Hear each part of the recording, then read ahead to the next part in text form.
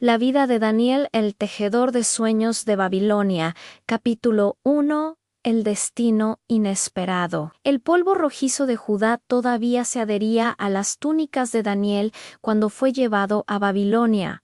La ciudad de torres que rascaban el cielo y dioses de bronce. No era un esclavo cualquiera. Daniel, junto a sus amigos Ananías, Misael y Azarías, era de linaje noble y poseía una inteligencia aguda. Tenían que ser educados en la lengua y la literatura caldea para servir al poderoso rey Nabucodonosor. La corte era un laberinto de intriga y lujo desenfrenado. Daniel, con apenas 17 años, sintió el peso del exilio, pero su corazón no se doblegó. Su primer desafío llegó con la comida del rey, lujos y manjares ofrecidos a ídolos. Daniel, firme en su fe ancestral, se negó a contaminarse. Un rechazo audaz pidió a Aspinaz, el jefe de los eunucos, una simple dieta de legumbres y agua. Si os veis más flacos, temía Aspinaz, el rey me matará por vuestra culpa. Era un riesgo real, una amenaza tangible en esa tierra de poder absoluto. Sin embargo, Daniel, con una calma impropia de su edad, negoció una prueba de 10 días. Su objetivo, el más importante para él, no era escalar posiciones en Babilonia, sino mantener la pureza de su espíritu y su devoción a su Dios. Capítulo 2. A la prueba del huerto. La prueba de 10 días se sintió como una eternidad bajo el sol implacable de la llanura mesopotámica. Mientras otros jóvenes, más robustos y habituados a los placeres de la carne, devoraban las porciones reales, Daniel y sus 3 compañeros se limitaban a sus humildes legumbres. Los ojos de Aspinaz y de los demás funcionarios se posaban sobre ellos, esperando ver la debilidad, la palidez, el fracaso que justificara la estricta y mortal obediencia al decreto real. Pero Daniel rezaba, pidiendo más que fuerza física, rogaba por la sabiduría y la comprensión que solo el espíritu puro podía albergar. Al Shimodaya, la inspección fue rigurosa. El semblante de Daniel y sus amigos no solo era sano, sino que brillaba con una claridad y robustez superior a la de los otros jóvenes. Aspinaz, aliviado de una posible ejecución, sonrió a Daniel, reconociendo el favor que una deidad, quizás misteriosa, había concedido a los hebreos. A partir de ese momento, la comida y el vino real fueron retirados. Daniel había ganado su primera batalla. Su integridad, su objetivo más profundo, permaneció intacta, lo que le permitió avanzar en la corte. El camino hacia el servicio real se abría, pero con él peligros mucho mayores aguardaban en la sombra de la Zillorat. Capítulo 3. El don inesperado. Los 3 años de educación pasaron volando, llenos de estudio de la astronomía babilónica, la escritura cuneiforme y las artes de la adivinación, campos donde Daniel, Ananías, Misael y Azarías, ahora llamados Beltsasar, Sadrach, Mesac y Abednego, destacaron. Su dedicación fue tal que a Daniel, por encima de todo, Dios le concedió el don especial de la comprensión de toda visión y sueño. Este conocimiento no era una simple habilidad, era un vínculo directo con lo divino, una herramienta de propósito en el corazón del imperio pagano. Llegó el día de la graduación y la presentación ante el rey Nabucodonosor. El monarca, conocido tanto por su ferocidad como por su astucia, interrogó personalmente a los jóvenes. En todo asunto de sabiduría e inteligencia. Daniel y sus amigos resultaron ser 10 veces mejores que todos los magos, astrólogos y encantadores que había en el reino. El rey, impresionado, los instaló inmediatamente en su servicio real. Daniel se convirtió en un consejero de confianza. Su principal objetivo de supervivencia e influencia en el exilio comenzaba a materializarse. No obstante, esa misma habilidad para la sabiduría pronto le llevaría a una encrucijada de vida o muerte. Capítulo 4. A la angustia del rey una noche. El gran rey Nabucodonosor tuvo un sueño tan perturbador y vívido que lo dejó sin aliento.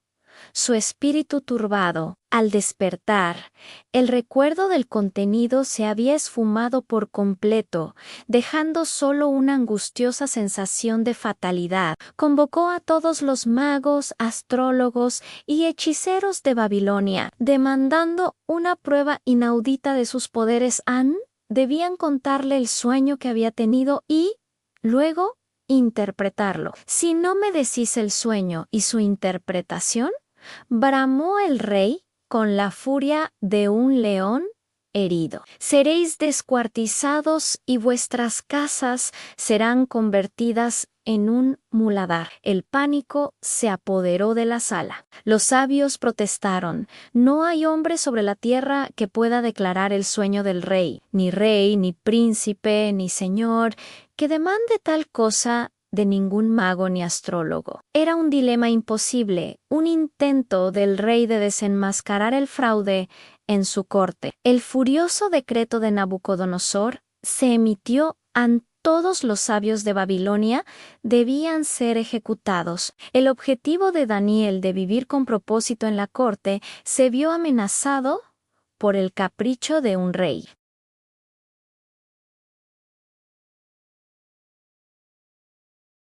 Capítulo 5. Una noche de oración.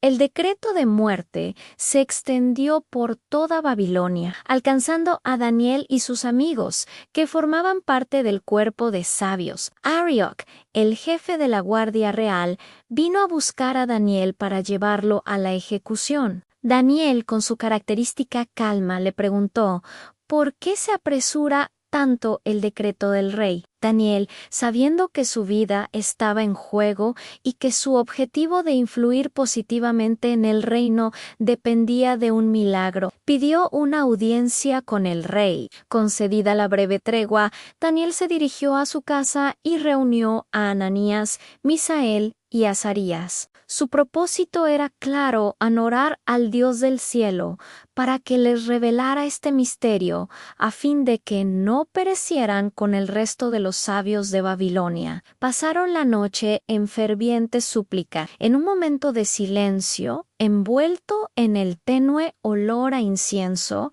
y la luz de una lámpara de aceite, el misterio le fue revelado a Daniel en una visión nocturna. El sueño, la estatua colosal de metales y barro y su significado profético se desplegaron ante su mente. Daniel, con el corazón lleno de gratitud, bendijo al Dios del cielo. Capítulo 6. Ante el trono del poder. A la mañana siguiente, Daniel se presentó ante Arioc y le dijo: no mates a los sabios de Babilonia. Llévame ante el rey, y yo le declararé la interpretación. Daniel fue conducido a la presencia de Nabucodonosor, un hombre cuyo poder definía el mundo conocido. El rey lo miró fijamente.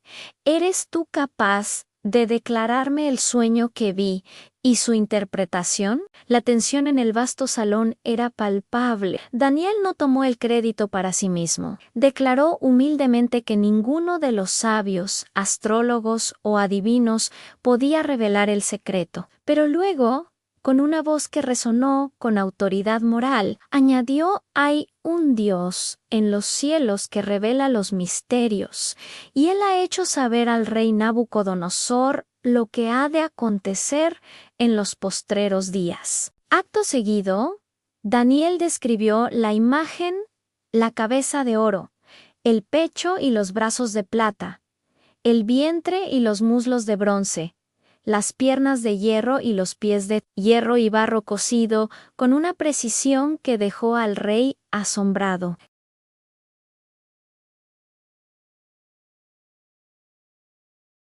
Capítulo 7. La revelación. El asombro del rey se transformó en reverencia. Daniel procedió a la interpretación, explicando que el rey Nabucodonosor mismo era la cabeza de oro, el reino más grande. Luego surgirían reinos inferiores, simbolizados por la plata, el bronce y el hierro, hasta que los últimos reinos fueran tan divididos como el hierro mezclado con barro, finalmente sin que mano alguna interviniera. Una piedra, el reino de Dios, golpearía la estatua, desmenuzándola y llenando toda la tierra. Esta profecía, que abarcaba la historia del mundo, infundió temor y profundo respeto en Nabucodonosor. Daniel no solo había salvado su propia vida y la de los sabios, sino que había cumplido su objetivo de glorificar a su Dios en la cúspide del paganismo. El rey se postró en tierra ante Daniel, exclamando ciertamente: «El Dios vuestro es Dios de dioses y Señor de los reyes, y el que revela los misterios». Pues pudiste revelar este misterio. El destino de Daniel se elevó, fue puesto a cargo de toda la provincia de Babilonia y como jefe supremo de todos los sabios. Capítulo 8. El horno de fuego. El ascenso de Daniel fue completo, pero la envidia no tardó en manifestarse. El rey hizo una inmensa estatua de oro y ordenó que al sonido de la música todos se postraran a adorarla, bajo pena de ser arrojados a un horno de fuego ardiente. Sadrach, Mesach y Abednego, los amigos de Daniel, se negaron rotundamente a adorar el ídolo, manteniendo su fe por encima de la vida. Los astrólogos y caldeos, celosos de su posición, se apresuraron a acusarlos ante el rey. Nabucodonosor, furioso por tal desafío, mandó traerlos. Les dio una última oportunidad, pero la respuesta de los tres jóvenes fue inquebrantable. No es necesario que te respondamos sobre este asunto. Nuestro Dios, a quien servimos, puede librarnos del horno de fuego ardiente, y de tu mano, rey, nos librará. Y si no, sepas, oh rey, que no serviremos a tus dioses, ni tampoco adoraremos la estatua que has levantado. El rey ordenó calentar el horno 7 veces más de lo normal. Capítulo 9. La conspiración persa. El tiempo avanza. Nabucodonosor muere y el reino de Babilonia cae ante el imperio medo-persa a muchos años después. Daniel servía fielmente bajo el rey Darío el Medo-Ney. A pesar de su avanzada edad, su excelencia no había disminuido. De hecho, Darío había considerado poner a Daniel sobre todo el reino por su espíritu superior y su inigualable sabiduría administrativa. Esto despertó la misma y eterna envidia en los sátrapas y otros funcionarios, quienes buscaban continuamente un motivo de acusación contra él. Sabían que Daniel era irreprochable en su trabajo. Solo en una cosa podían encontrar un resquicio: su inquebrantable devoción a su Dios. Con astucia idearon un decreto: en 30 días, cualquiera que orara a cualquier dios u hombre que no fuera el rey Darío mismo, sería arrojado al foso de los leones. Engañaron al rey para que firmara la ley inalterable. El objetivo de Daniel, su fidelidad, era el único punto de ataque de sus enemigos.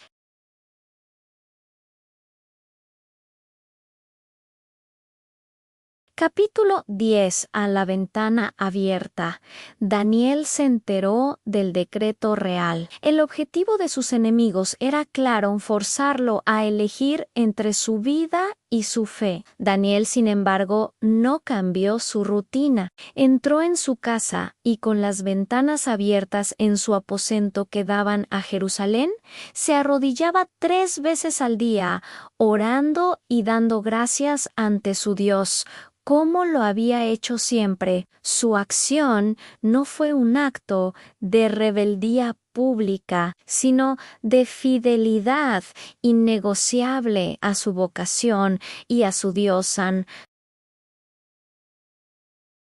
Sus enemigos, que lo habían estado acechando, lo sorprendieron inmediatamente en el acto de la oración. Llenos de triunfo, fueron rápidamente al rey Darío, recordándole el decreto inmutable. El rey, que amaba profundamente a Daniel, se sintió sumamente afligido al darse cuenta de que había sido engañado para condenar a su mejor y más leal súbdito. Intentó toda la tarde encontrar una manera de librarlo, pero la ley de los medos y de los persas era irrevocable. Capítulo 11. El foso de los leones. Con gran dolor, el rey Darío ordenó que trajeran a Daniel y lo echaran al foso de los leones. Mientras lo arrojaban, el rey le dijo a Daniel con un tono de sincera esperanza y angustia: el Dios tuyo, a quien tú continuamente sirves, Él te líbrense, puso una piedra a la boca del foso y se selló con el anillo del rey y de sus nobles, para que el destino de Daniel no pudiera ser alterado. El rey regresó a su palacio, pasando la noche en ayuno, sin música y sin poder dormir. Al amanecer, el rey se levantó con prisa y fue corriendo al foso de los leones. Con una voz de angustia llamó a Daniel: Daniel, siervo del Dios viviente, tu Dios, a quien tú continuamente sirves, ¿te ha podido librar de los leones? Daniel respondió desde la oscuridad del foso con una calma que debió resonar en el corazón del rey. Mi Dios envió su ángel, el cual cerró la boca de los leones para que no me hiciesen daño, porque delante de él fui hallado inocente. Y aún delante de ti, oh rey, yo no he hecho cosa mala.